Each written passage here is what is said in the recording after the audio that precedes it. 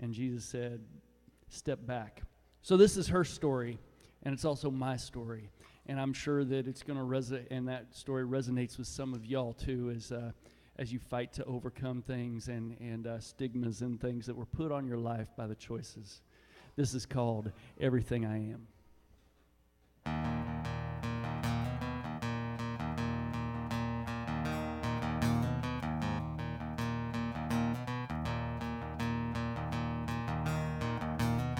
Quietly I walk into the room, hoping for a chance to be with you. And everything defining in my hands, breaking, spilling everything. And everything I am, and all I need to be. Everything I am, I'm crying. They say I'm not good enough. You say, come and take my hand. They say, who do you think you are? I say, everything I am. I am.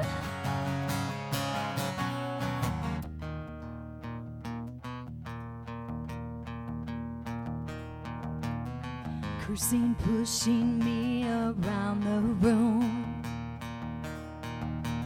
despising me for giving this to you, and hating me for all I've ever been. Nothing, wasting everything, and everything I am, and all I need to be. And everything I am, I'm crying.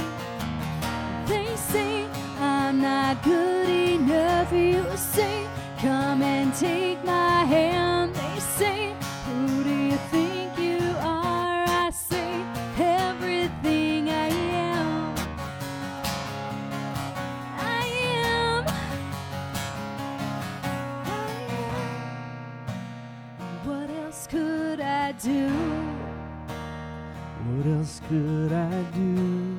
And all these things I lose just for you. Just for you. What else could I do? What else could I do? And all these things I lose. All these things I lose. All these things I lose just for you. They say I'm not good enough. You say, come and take my hand. They say, who do you think you are? I say, everything I am. They say, I'm not good enough. You say, come and take my hand. They say, who do you think you are? I say, everything I am. I am.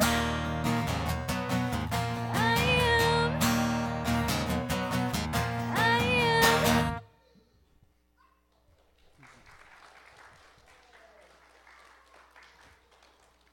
Well, thank you. Thank you. You know, like I said, I was born and raised in the Christian church, and you know, like the prodigal son, I went off to this faraway, dark land, and that's where my addictions just about killed me. And just like the prodigal, at some point I got to a point where I said, enough's enough. Surely my Father's house is better than this. And so I started that trek back home, so to speak, for me. And, you know, as the story goes, the prodigal, he went on home and ran, and the father was there waiting for him. But, you know, it's a little bit different here, as Billy pointed out in the sermon today. It's different now in our day and age, and I'm in today's day and age. And what happened for me is I kind of made it halfway between that dark place and my Father's house, because that's what we do in the North American church is we've created this environment and we disciple people through our own lives, that it's okay to kind of get there in the middle and make a camp to where you can kind of see your Father's house and claim His grace and mercy, but you're still close enough to that sin and that dark place that if the itch scratches, you can run right back to it. And you're just in this sick cycle. At least I was. And so I'd continually run back to that camp that I set up in the middle and say, Father, forgive me. And then a couple weeks later, boom, I'm right back in my own vomit, just over and over and over. And so then the Lord, He uses something pretty profound to really kick me in the rear. Scripture. Revelation 3:15 and 16. I grew up with these verses. I wish that you were hot or cold, but because you're lukewarm or in the middle, I want to puke you out. And, Billy was looking and giving us the really good translations of words today, the correct translations. And if you look at that word, it's not spew like some translations try to kind of mull over. We're talking like the true translations, like projectile vomit. Yeah, he's back there making the motions and stuff too. We actually need you up here like an interpreter, like a sign language person. You kind of have the firsthand knowledge of that now with the kids, don't you? Projectile vomit. And so really that started to work on me, because at this point in the North American church, I had done everything that I was told to do. I accepted Jesus as my Lord and Savior. I went into baptism, and I did this and I did that and everything, but I was still living in this place. And so that's where that kick in the rear happened and created this tension in my life, because I thought I had it wrapped up with a bow on it. And the Lord said, not what I wanted, not what I will for your life. That's your doing. And so this song is it came out of that moment in my life where that tension started grinding again. Do I scratch and claw and fight for the things that God wants for me in my life? Or do I just go back and make a greasy spot of myself on a country road somewhere with my addictions? This song's called In the Middle.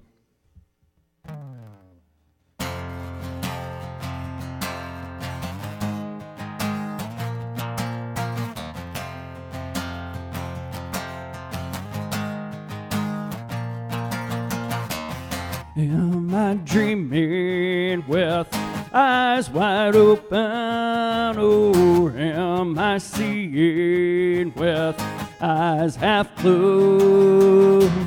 Am I walking this path you've shown me, or am I running on my own? I know there's gotta be more than this. I know that I've gotta get out of here.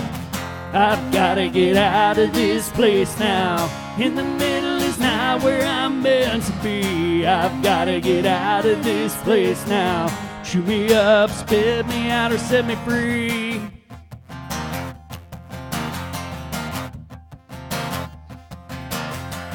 Am I listening to what you've told me? Am I hearing what I want?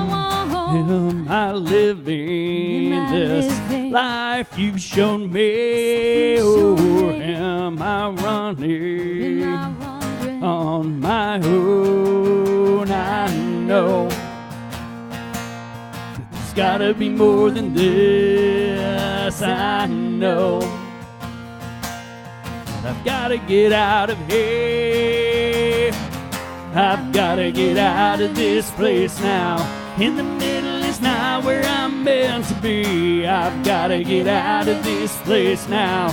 Chew me up, spit me out, or set me free. Don't wanna stay, but I don't wanna change. And I know that there's gotta be more than this. I know said, I've got to get out of here.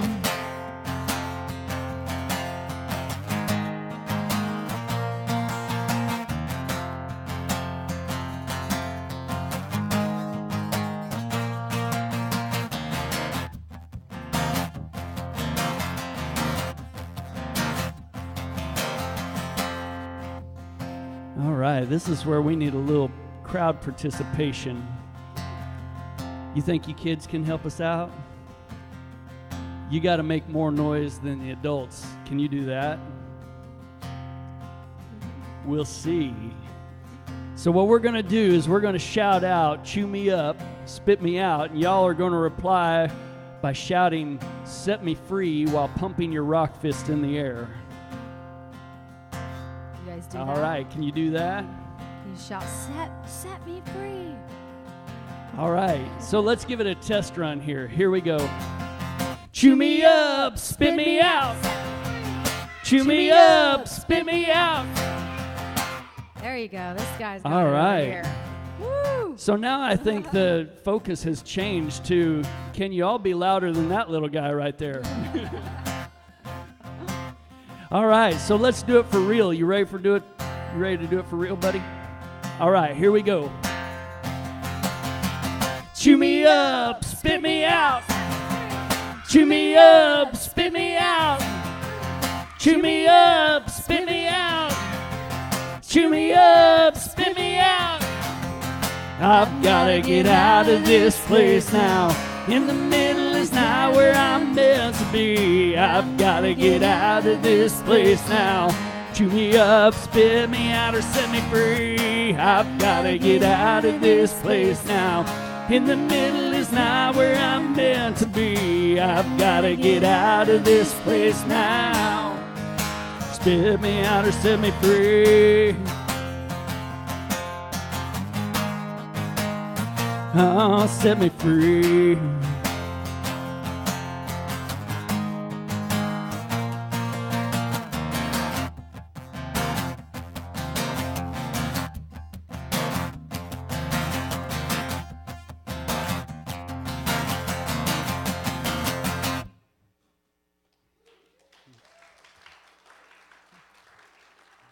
You guys did awesome. Yeah, y'all did awesome. Woo! Well, I'm going to turn it over to you for just a bit. Oh, are you? I'll just share a little bit about where I came from and just what God's done in my life. I grew up in a small town in central Kansas. I was raised in the church, a lot like Jeremy's story. Raised in the church, a small little church about like this, maybe a little smaller.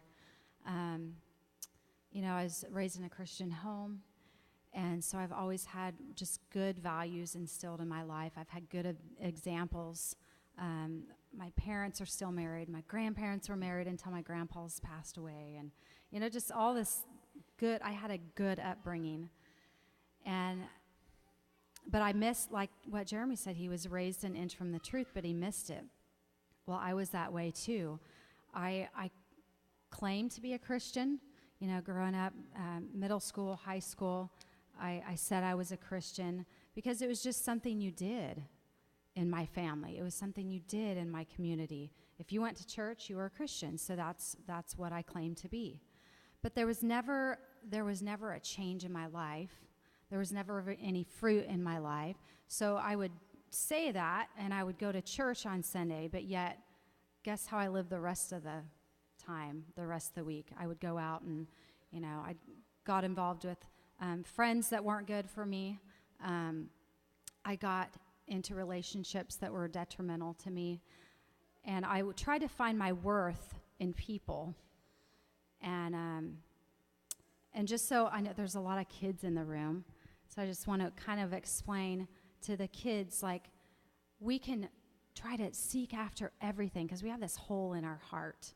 And we try to fill it with maybe video games, or what do you guys like to do? What do you kids like to do? Play outside? Legos? Like toys, anything you can think of. And we fill ourselves with all that fun stuff. Well, that's what I did. but in different terms. I tried to fill my hole in my heart with people and relationships. And I tried to make those people make me feel good about myself.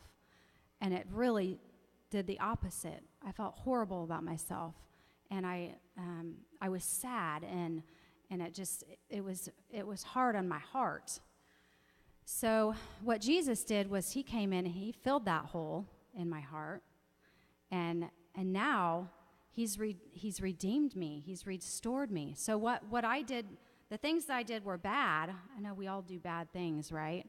Well, he restored it, and he's using it for good. So Jeremy and I met in college. Everyone always asks us, well, where'd you guys meet? Where'd you meet? We met in college. Neither of us were walking with Jesus at all. We call it our bad old days. Back in the bad old days. But God had a plan. Even then, even though neither of us were walking with him, we had turned our back on him. We had made horrible decisions for our lives. He still had a plan for us, and we didn't even realize it. And we had done things with other people. We had past baggage that we had brought into our marriage, and we didn't deal with it for a long time. So our marriage struggled. And honestly, we didn't start walking with God. We did not become true believers until the summer of 2000, so about 17 years ago. We'd already been married. We already had 2 kids at the time. So our marriage, as Jeremy said earlier today, he almost lost his wife, his kids. That was kind of during that time before we came to know God. And so just the restoration that he's done in not only our own personal lives, but also our marriage. Because now we've been married for 21 years, and it's like, wow, God is so good, and he can do anything. We just have to allow him to do it. So we wrote this song, and it's just a look into my past, kind of, and those bad choices that I made. But yet, I just always like to share the hope, and the hope that I found in Jesus. And he's amazing. It's called Tear-Stained Pillow. Just another tear-stained Sunday morning pillow, lying here with me. 2 weeks ago, I didn't even know your name. You got what you were seeking, now you believe, and you left me with nothing but shame. And how did it end this way? Didn't I run away? Day after day, I'm finding my way, living with the pain. What did I gain? Day after day, and I wish I could run away, but I'll stay.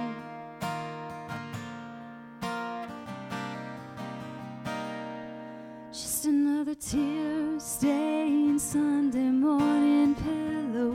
I thought that I should tell you about all my shame. This isn't what you signed up for, but I was hoping for more from you. Forgiveness, not rage. And how did it end this way? Why didn't I run away? Day after day, I'm finding my way, living with the pain. What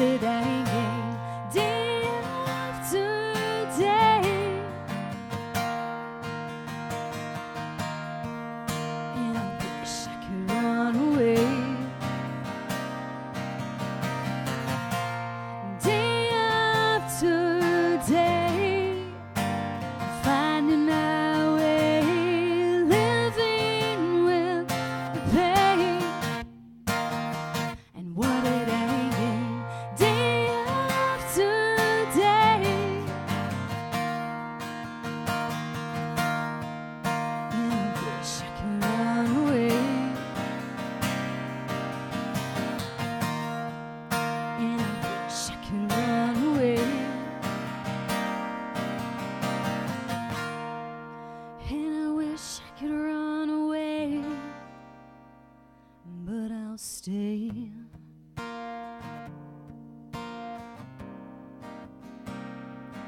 I'll stay.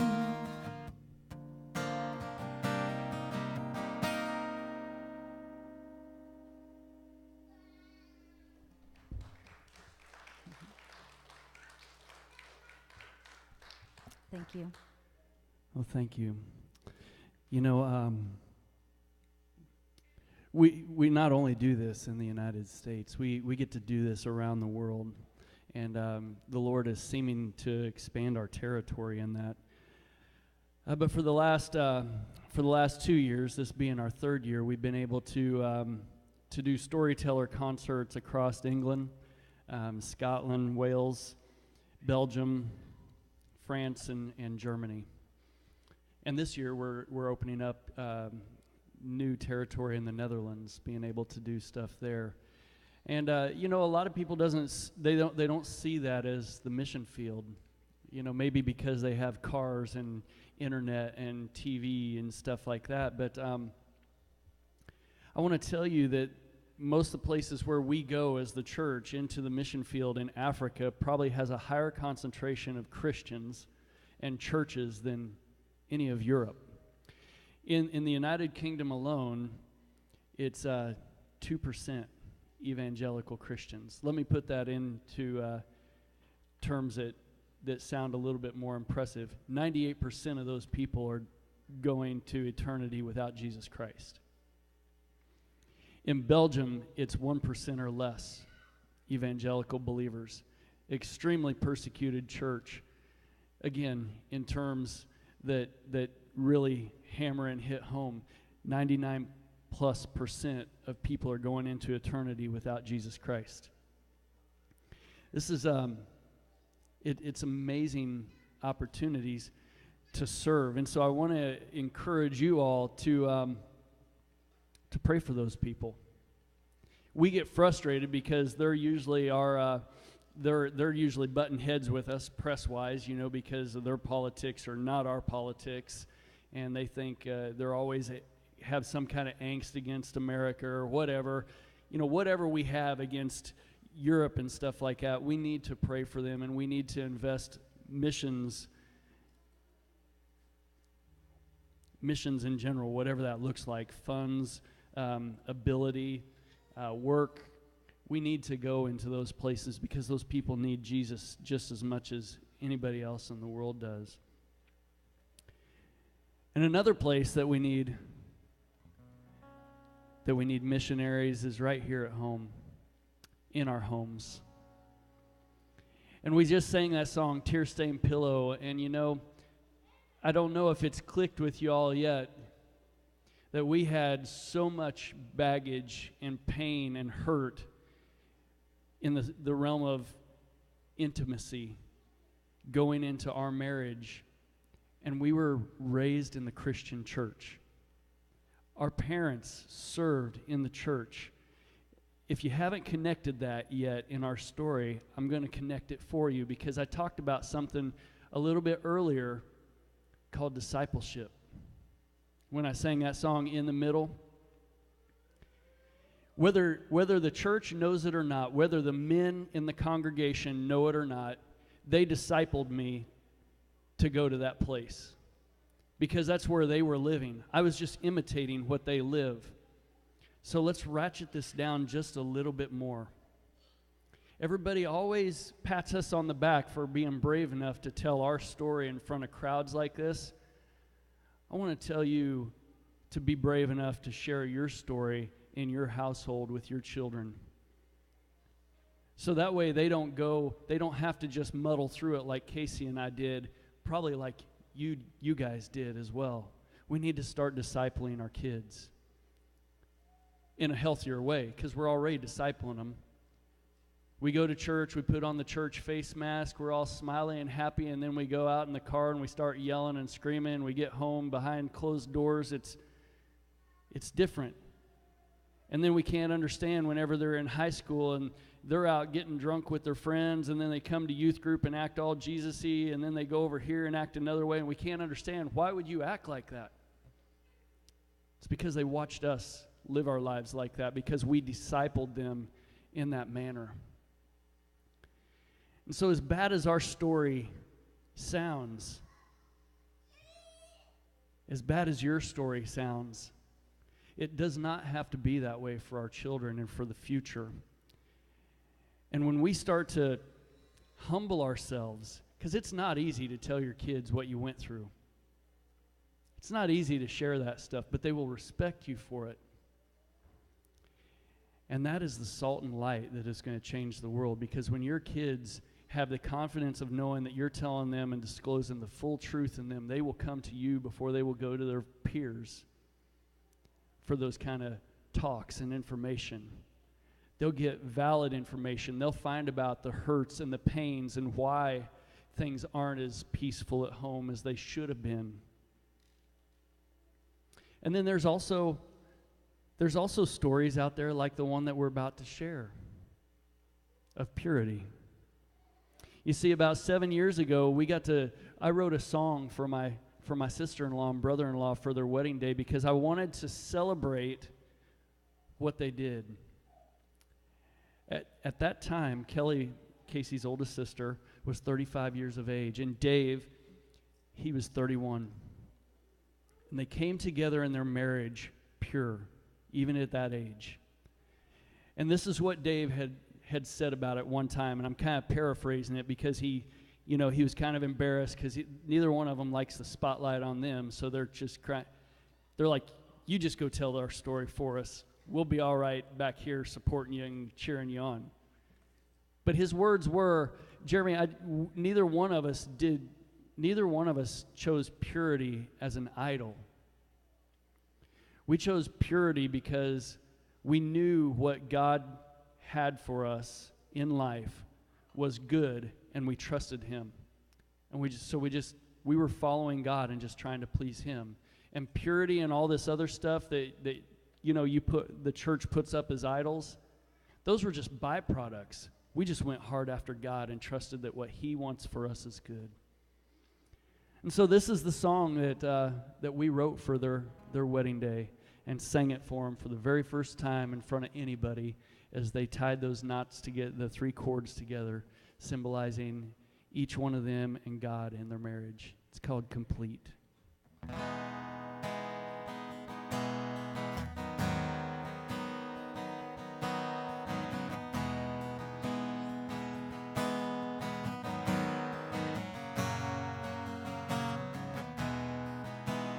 Everything I hope for, it all comes down to this. Not an act of love that could tell you more than this. All that I have, all I am, saved it for you, only you. Before I knew there was a thought of you, spent all my days dreaming about you. 1,000,000 miles just to see your face. I'm in this place, I'm complete.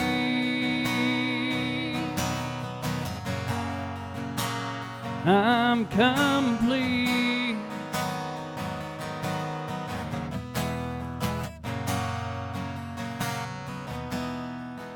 Always thought about tomorrow, always dreamed about your hand in mine, waiting for the day when it would be you and me. All that I have, all I am. Saved it for you, only you. Before I knew there was the thought of you. Spent all my days dreaming about you. A million miles just to see your face. I'm in this place, I'm complete.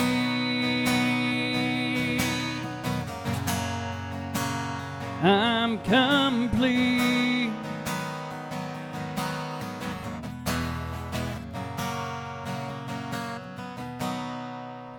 Before I knew There was the thought of you.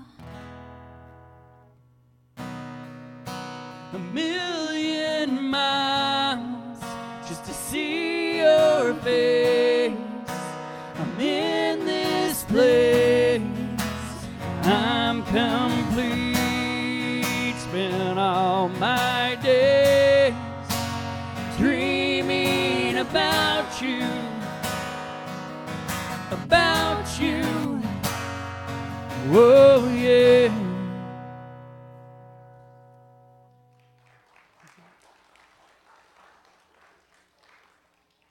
Thank you. The little sideways looks back and forth and the laughter, it goes back to another thing that Billy said up here this morning, that there's an awful lot of pollen out there, isn't there?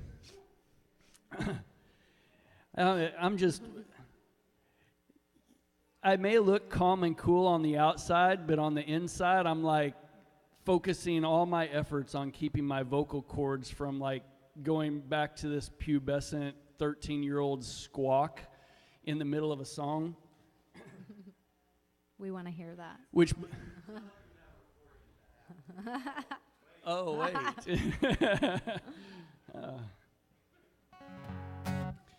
I mean, it happens.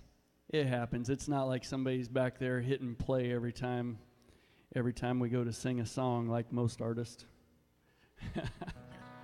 Stab at the industry. Bang, bang. So you can kind of tell that we do things a little bit differently. I think that's why we fit in so well here, quite honestly, because I can tell that Billy looks at life a lot differently too, and thus you all look at life a lot differently. See, music for me isn't just, of course you saw this morning, I love to worship the Lord. That's a byproduct of the gift that I've been given, but my gift has also been given to me in an effort to reach the lost for Jesus Christ. And for me, the music isn't the seed that I scatter. The seed that I scatter is the hope of Jesus Christ through the way I live my life in integrity and honesty and other attributes that just pour out of the Spirit of God. What my music is it's a connecting point. And so that's how we treat it. We want to have family-friendly music with a God story underneath it. And this next song, it goes back to my roots back in Northwest Missouri, you know, because most people write me off, you know. They're like, oh, you're just a dumb little redneck from a town of 121 people. And I'm like, stop the truck. I am a multicultural individual. I was raised part redneck and part white trash. And I'm bilingual too, because I can speak both of those languages fluently. And so all joking aside, you know, I grew up and it was a battle for me. It was a battle for me to fit in, and that's why drugs and sex and all those things, they were just, it was just a way for me to try to fit in and to be one of the crowd instead of standing righteously like my parents did and were trying to instill in me. Because I didn't know, I wasn't comfortable with who I was.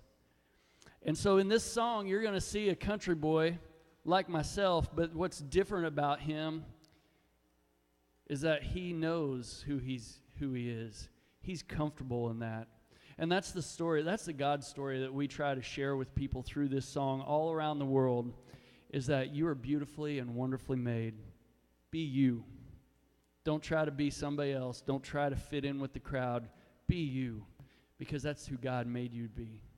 And so this song is affectionately called Kiss My Grits.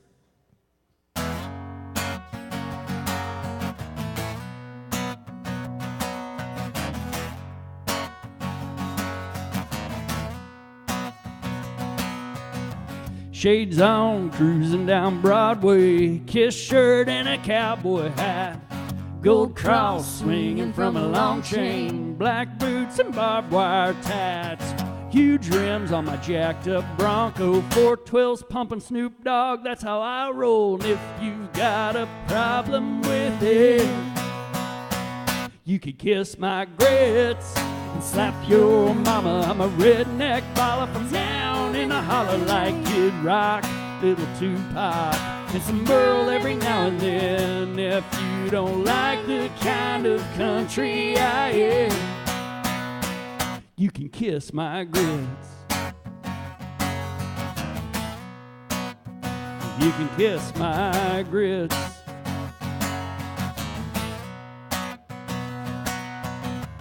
Don't wear painted on blue jeans, never did quite fit me right.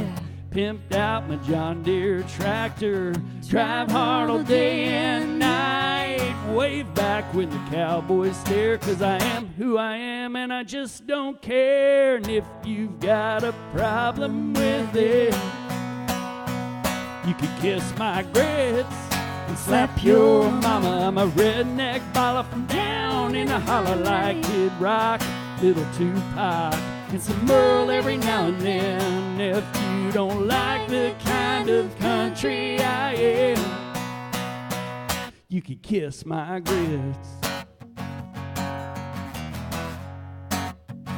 You can kiss my grits.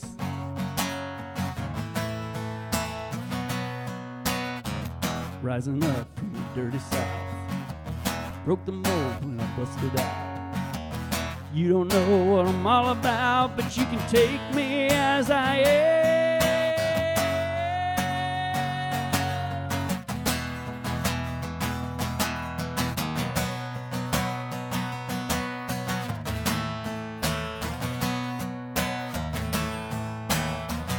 You can kiss my grits and slap your mama. I'm a redneck baller from down in the holler like Kid Rock, little Tupac, and some Merle every now and then. You can kiss my grits, and I ain't stopping. Just crank the bass and keep on rocking to some Jay-Z and some Paisley and some Ozzy now and then. If you don't like the kind of country I am, sing it, Billy.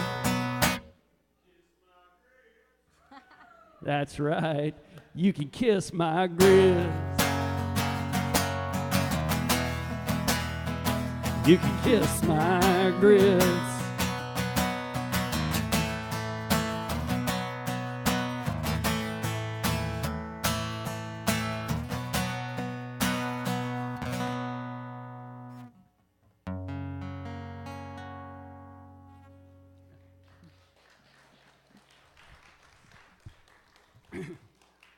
Whew. I almost tried to find a place to stop and give you the duck face for the camera, but I'm not that good at the duck face. I gotta get some Face Snap or Instabook or something like that and practice that, you know. Oh, Snapchat. That's it. Snapchat, Facebook, Insta. Yeah, that's it. You do not need a Snapchat. No. That would be scary. No. There's a lot of things that I need to work on in life, but my selfie game is not one of them. But I want to, I sing that song because I want to not just encourage you young folks here that to be you. to be the best version of you that you can be. But I want to encourage you young folks here, and even you older folks, how can we use the creativity that God has instilled in us to reach people, to reach this world for Jesus Christ? And I'm not saying reach the world for Jesus Christ, as a notch in our belt or so we can have a bigger church building or anything like that, but so that those people that are dying, they're dying inside.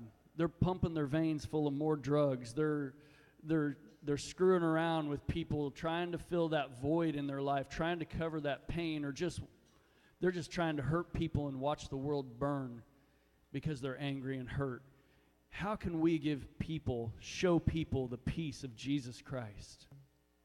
Creatively. Because you got to remember that in the beginning, this goes all the way back to Genesis, God breathed his life into us. He breathed life into us, and he created us after his image.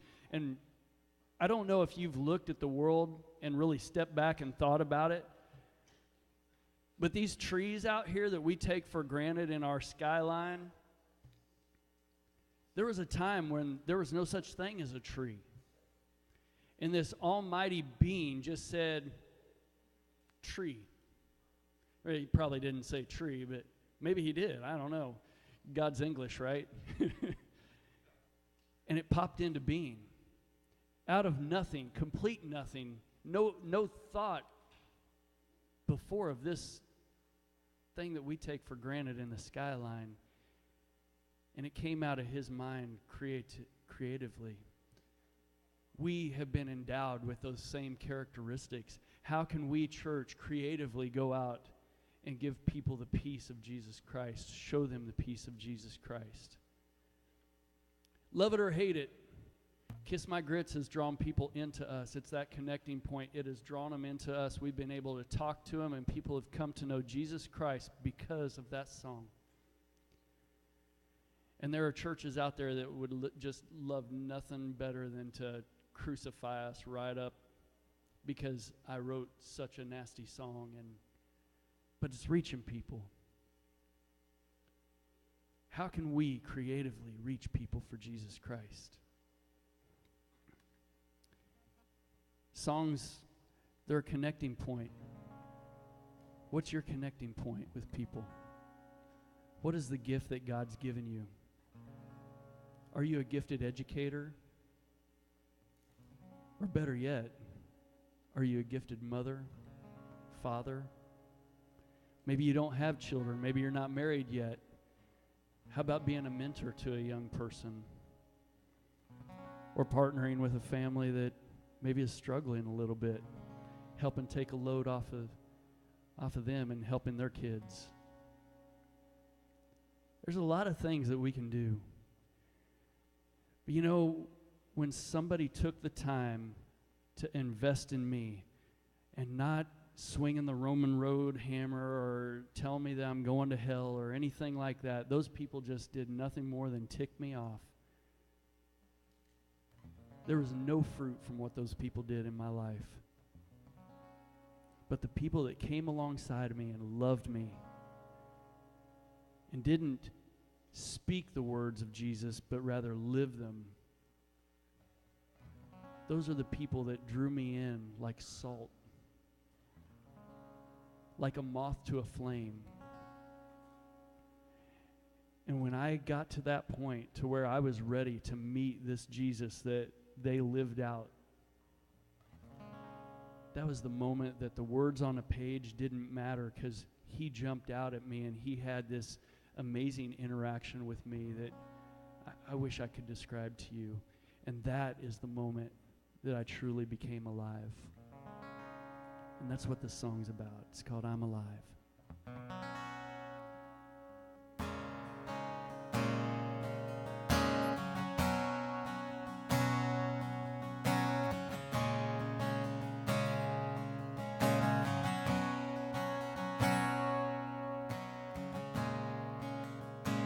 Story of a bitter hole called my life.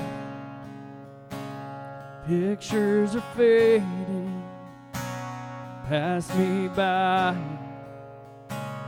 Memories are gray, but the pain remains.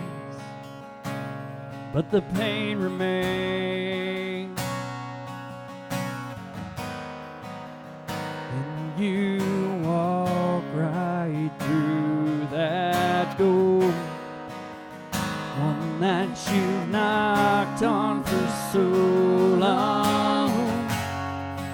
And I see you for the first time, for the first time in my life. And I hear you for the first time, for the first time I'm alive.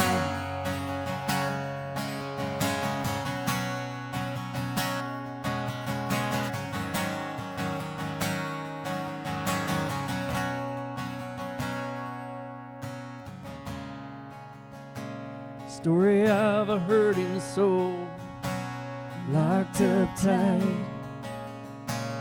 frustrations hidden behind her eyes. The body is craving to cut away the pain, to cut away the pain. And you walk right through that door, one that you've knocked on for so long. And I see you for the first time, for the first time in my life. And I hear you for the first time, for the first time I'm alive.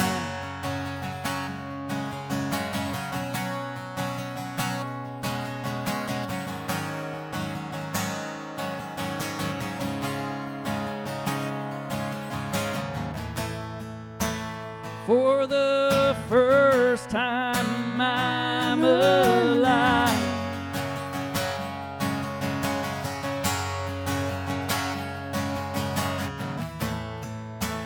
For the first time I'm alive.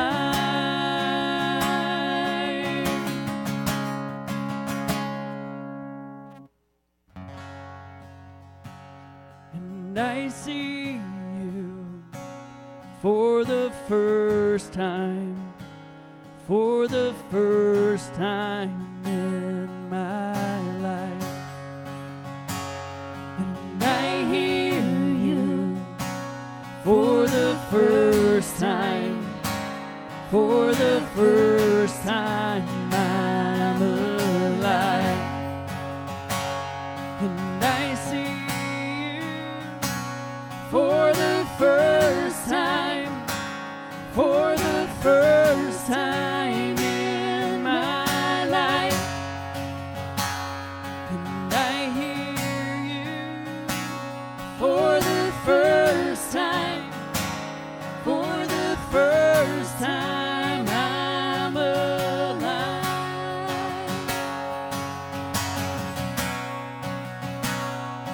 I'm alive. I'm alive. Yeah. I see you for the first time, for the first time.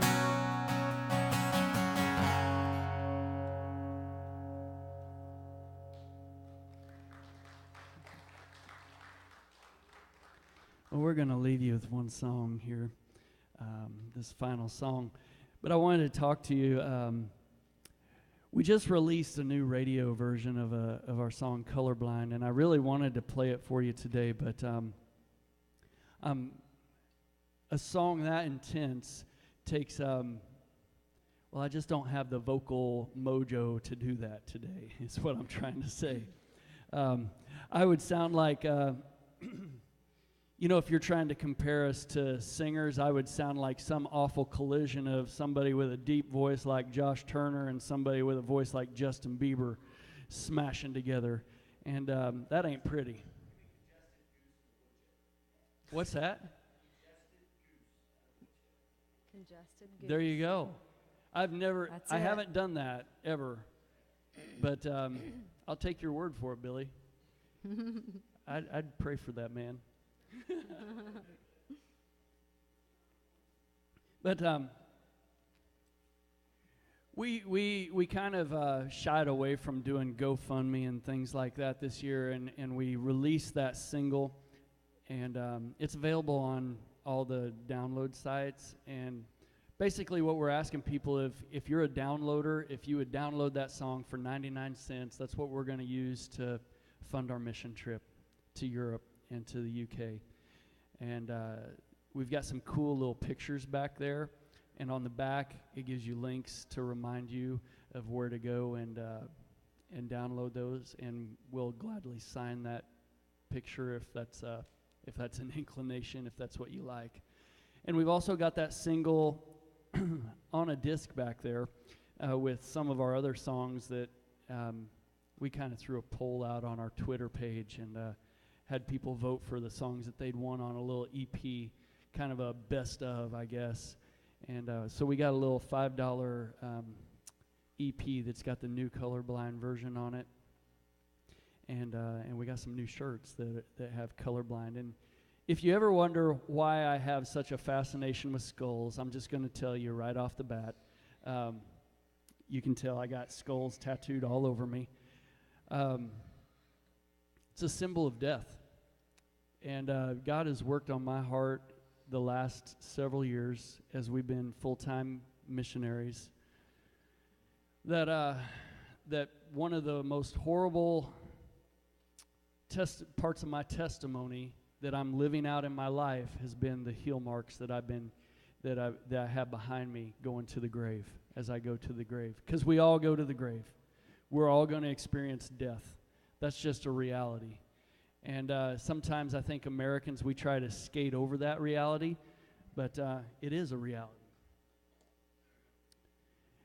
And if I really believe what I believe, and if I really do know the one that defeated death, then I should not have heel marks. Rather, I should have pretty sporadic, long stride mark footprints, just like Paul as he ran headlong to the finish line. And that is what the finish line is that Paul's talking about.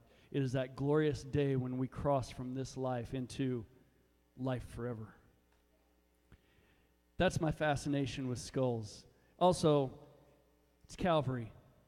If you didn't know this or not, as we're talking, Billy started teaching us words today, what words really mean. Calvary literally means skull. It's where Christ was crucified. It's good enough for me. So it's a place of death where he defeated death, signifies death, and I fear it not because my Lord and Savior defeated it. And also, in the terms of colorblind and the way Jesus lived his life truly colorblind, it didn't matter if you were Samaritan, Jew, Roman, tax collector, prostitute, fill in the blank. He saw you as the created. It's another thing. When you strip away the flesh, bones are bones. We're colorblind. So I just wanted to tell you about that. That's how we're funding our missions this year instead of beating people over the head on Facebook and everything saying, help us, go to our GoFundMe, help, help, help. And we just figured we were going to lay low and we're going to put T-shirts and stuff like that out there that can be tools for you guys to explain some of what I just explained to you to somebody that says, why do you have that on your chest as far as a T-shirt goes or whatever. Connecting points, right? So we're going to sing this one last song for you. I'm going to force my wife to sing one last song for you because she has the pretty voice. This is a song called Peace Be Still. I wrote it at a moment where everything crashed down on me. Kids, pay attention to what we're saying here. It's not easy for us to sit up here and say it. the drugs, the drinking, the things, the sex, the stuff that's glorified on TV that your friends at school glorify and say that you got to do and are daily doing and swapping pictures with their phones and all this stuff, it leads to destruction. And one day you're going to be sitting and you're going to be suffering with depression because of all the things that you did outside of God's design that has hurt so many people. And all these things that I just mentioned are going to start crashing down on you, overwhelming. But here's the thing. Here's the thing. Even if you do get caught up in some of this stuff, Jesus is there. And if you be still and trust in him, he can bring you peace. And that's what this song's about. It's about being still and knowing that he is God through all the turmoil, all the pain, all the hurt, whether it's self-imposed, self-inflicted, or if it was imposed on you by somebody else. Be still and know that he is God. It says, peace be still.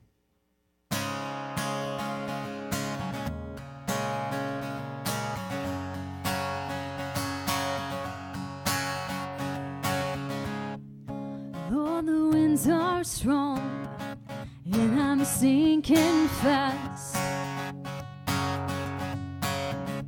The waves of life have got me down. And every time I start to fall, oh, every time, I never fail to comfort me.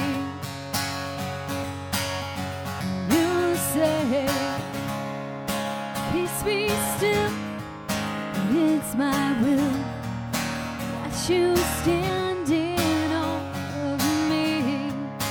Peace be still, and call my name, you will find your rest. Peace be still.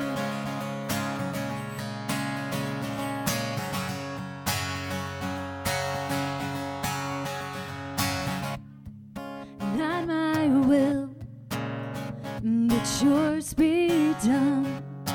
Take this cup from me. Touch these lips and I'll come undone. Start a whole new work in me.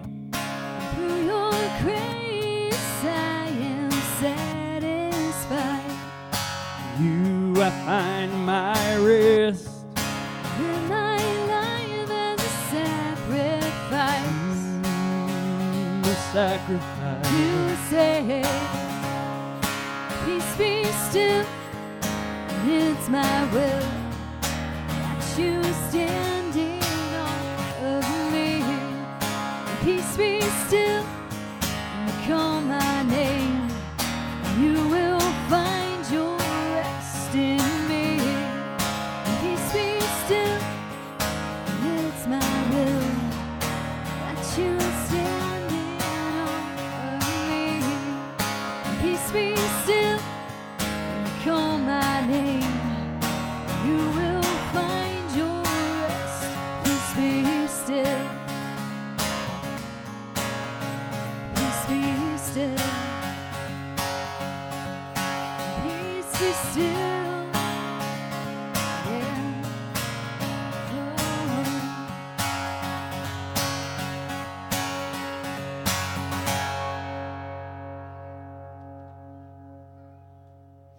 Me too.